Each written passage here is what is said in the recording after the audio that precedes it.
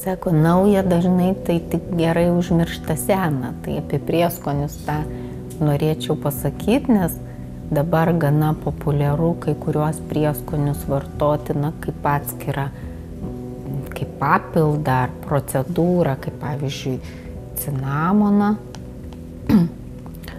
arba kajeno pipirus, kurkumą, imbierą, ožragės sėklas. Prieš daugybę metų žmonės atrado prieskonių savybės, ten, kur jie augo tie prieskoniai ir vartojo juos kaip vaistą ir kaip maistą. Norėdami gauti prieskonių tą poveikį, neturim jų vartoti kažkaip ypatingai daug ar vienos rūšies.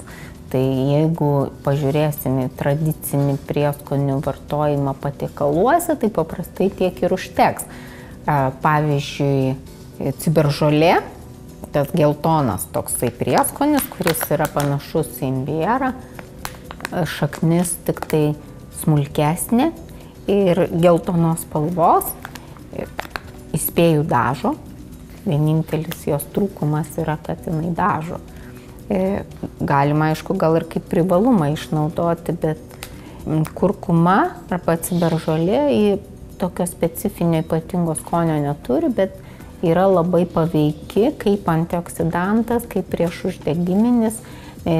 Pastaruoju metu, kokius prieš 2-3 metus buvo nemažai spausdinta mokslinių tyrimų dėl ciberžolės ir imbiero poveikio, priešvėžinio poveikio. Tada tas populiarumas išaugo, bet įdomu yra tai, kad tų kiekių nereikia kažkokių ypatingų, pakanka tiek, kiek normaliai dėtumėm į patiekalus, jeigu dėtumėm. O ciberžolę tikrai rekomenduoju vartoti, nes ji dar ir turi tą priešparazitinį poveikį, tai net į vaikų maistą dedama, kad prevencijai kirminų ir kitų vaikiškų ligų. Galima, yra ajurvedinis toks gėrimas su pienu, kurkuma su pienu, kuri irgi yra vertinga. Ir tas jų vertingumas, kaip minėjau, to prieskonių yra kaip super maisto, ta prasme, kad yra koncentruota, veikia kaip antioksidantai ir labai padeda virškinti.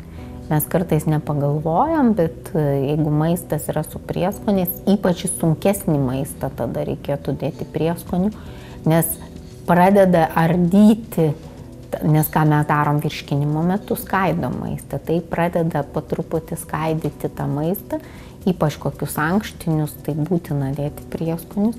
Ir prieskoniai ne visi tokie geltoni ir miltukai, taip gali būti žolelės, va čia yra labai geras mišinys, vadinasi Provanso žolelių mišinys, į kurį įeina ir bazilika, ir čiobreliai, ir rozmarinai, ir dašiai. Tas mišinys yra subalansuotas, nes jeigu, pavyzdžiui, mes rozmarino padauginsim, gali atrodyti, kad kažkas supelijo mūsų maiste, nes tai tikrai labai stiprus ir stiprų tą skonį tokį turintis prieskonis.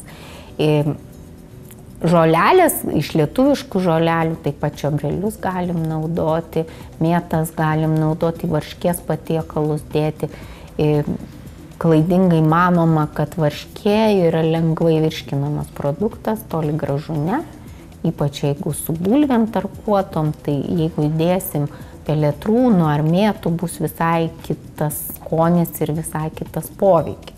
Taip kad prieskonius ypač rekomenduoju prisiminti žiemą ir pavasarį, nes kol, tarkim, daržovės ir viskas yra šviežia ir to skonio yra daug ir virškinam lengvai, bet pavyzdžiui, kai bulvės kokios pastovi, burokėliai pastovi, morkos pavysta, tada prieskonių būtinai reikia dėti, kad tas maistas būtų gyvesnis ir mes gautume tada ir tų maistingų medžiagų. Taip kad prieskoniai yra ne tik dėl skonio, jie taip pat yra ir dėl savęs pačių. Pavyzdžiui, cinamonas ypač kelia nuotaiką ir gerina nuotaiką, tai kaip liūdna, reikėtų cinamono arbatos išgerti arba užsibarstyti cinamono. Cinamonas taip pat pastaruoju metu išgarsėjo tuo savo poveikiu, kad jį vartojant sumažėja potraukis saldumų. Tai kas kovoja su svoriu, tai kava ne cukrų deda, o cinamoną, beje, kava su cinamonu yra tikrai skanu.